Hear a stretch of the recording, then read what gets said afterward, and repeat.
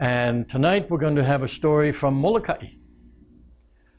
And see, this story, of course, once upon a time, long before Captain Cook, when things were very different. On one of the points, one of the land points of Molokai, there was a place where they had a fire. Not just any kind of fire, but this was a sacred fire. Because this fire had to be kept burning night and day and night and day, because this fire is what gave power to the sea and to the land. Now, in this particular fire, different ones had different purposes. The main purpose of this fire was so that the plants would grow, so that the taro crops would be abundant, so that the yams would grow, the sweet potatoes would grow, so that all of the lush plants of the island would grow and be abundant for the people there. It had to be kept night and day. Now, the kahuna who was in charge of that was a man named Waha. And he was getting older and older and older. He began teaching his younger son how to tend the fire. His younger son's name was Nui. And so Nui learned how to do the fire in the daytime. And then he was about 12 years old when he started being able to do it at night. And night after night he'd be there for as long as possible with his father. And during that time his father would also teach him about the stars. Because the Hawaiians of old were incredible navigators. I mean, these people outdid anybody on Earth before there were any particular mechanical instruments to do that with. They were traveling thousands and thousands of miles across the ocean when the Europeans were afraid to get out of sight of land. So they studied the stars. They knew what it meant when certain stars were in particular places. There were some people who said they were even able to look through the clouds at the stars. So even if it wasn't a clear night, why, they could see the stars. And there were some who said they could see the stars reflected in the ocean by looking into the ocean, even when it was cloudy overnight. What we do know is that it's cloudy a lot here in the islands. So they couldn't always see the stars with their naked eyes, and yet, nevertheless, they navigated over the whole Pacific. Well, the young boy, Nui, learned how to tell all the stars, and his father showed him how and taught him how to navigate by the stars as well, all the while that he was tending this fire.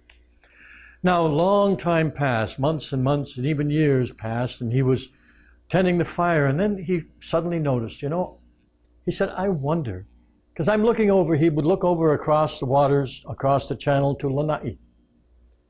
And on Lanai, he would also see a fire burning on the point. And one day he just had a thought that he'd never had before. He said, I wonder if there's another boy like me tending a fire over there. Oh, that would be nice. Because I don't have anybody to play with here. I've got to tend this fire day and night. Now, by this time, by the way, his father was even too old to come out and help the fire. And so he was mainly alone, but it had to be kept burning.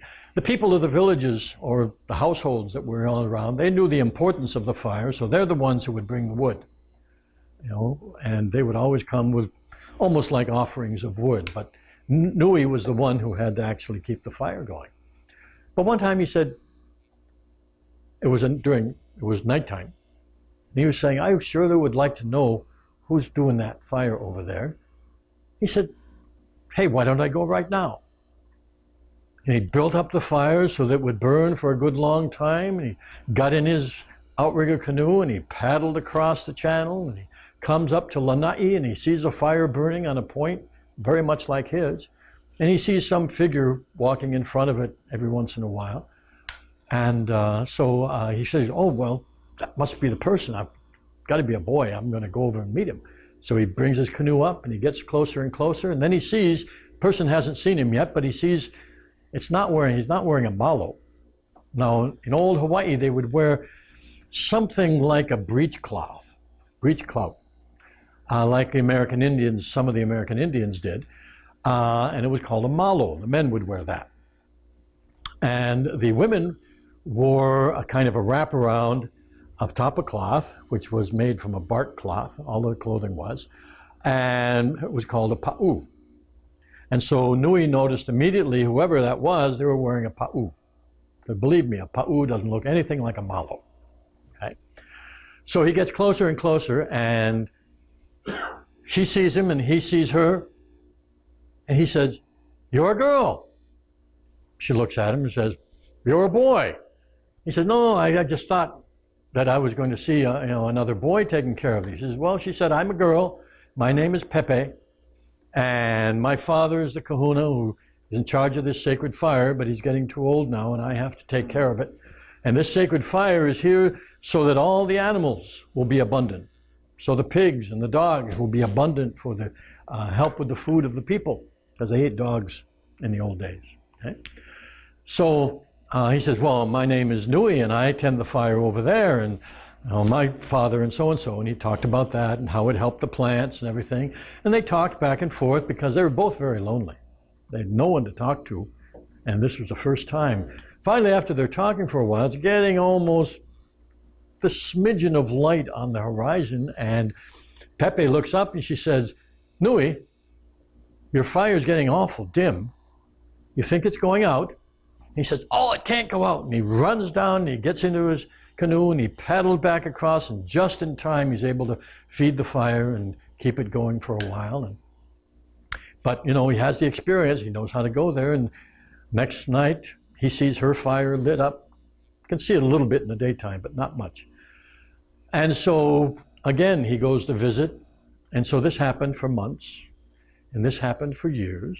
During this time, Nui's father, what they said, Nui's father went to the hidden island of Kane. Now, for some of the people in old Hawaii, this was a floating island, almost like a cloud, but it was the island of the great god Kane, who was a creator god.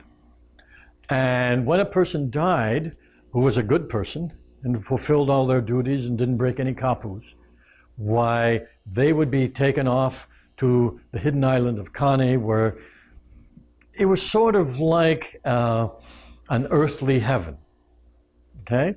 Where there was an awful lot of abundance, an awful lot of good things, an awful lot of joy and happiness and peace in this floating island of Kane, where people would go to. And so anyway, Waha, the old kahuna on Molokai, he went there during some of these years. And anyway, Nui and Pepe visited each other often, all throughout those years. And finally, they were getting older, and Nui had another new idea. He said, "I've got to tell Pepe about this one." And it was just as nighttime was starting, he built up his fire and he took off in his canoe, and she came down and he called her out into the canoe, and she had built up her fire, of course, and they went out in the ocean to talk with each other. And they started, Nui says, "Pepe, I want you to be my wife." And Pepe says, "Nui, I want to be your wife. I want you to be my husband too." And so they talked and made plans of how they're going to do, how their fires are going to work. And they talked and talked about plans and about children, and about where they live, and talked and talked and talked and talked. And finally, dawn was coming in the sky. And as the dawn was coming up in the sky, suddenly Pepe said, my fire, I can't see it." And they rushed over to the shore, and he let her off, and just as she was about to run up, they saw the villagers, or the householders, because Hawaiians didn't actually live in villages, saw the householders chasing her father, who was old and feeble, but they were angry and shouting because he had let the fire go out, and now they were not going to have any animals. Rushed over, and he went to the edge of the cliff, and he leaped over the cliff, and poor Pepe, she saw her father do this, and Nui said, "Well, that's very sad, but he's gone off to the hidden island of Kane.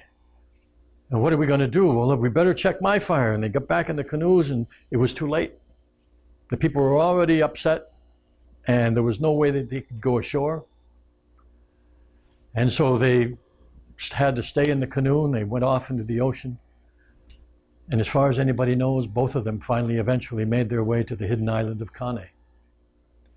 But in the meantime, because they had both done their duty, but the reason they didn't do it the one time was out of love, the great god Kane and the other gods who had made these sacred fires for that purpose said, you know, really, I mean, come on. They sat around in a big gathering. They said, you know, folks, what's the point, really? Tell you what, let's make the taro and the sweet potatoes abundant anyway, and let's make sure there are lots of pigs and dogs anyway. And so the people can be happy and they don't have to have bad memories of these good people who really did their best for them all those years. And all the gods said, yeah, that's a great idea. So they all drank some ava root and had a party, which is what you'd usually do after something like that. And everybody lived happily ever after. Okay? So we know the story is true because you can look at Lanai and you can look at Molokai, and once a year you can see the fires. And they're big fires. Happens to fall on July 4th is about the time. But you can see them, and so we know the story is true. Okay? All right.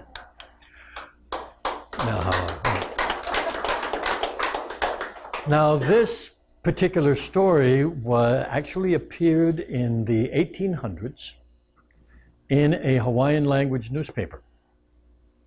And it was a Hawaiian who had, a lot of Hawaiians used to write stories and make those presentations in those days. And because the country was about 90% literate in their own language in the 1800s. And so that came from one of these old stories written by the Hawaiians themselves.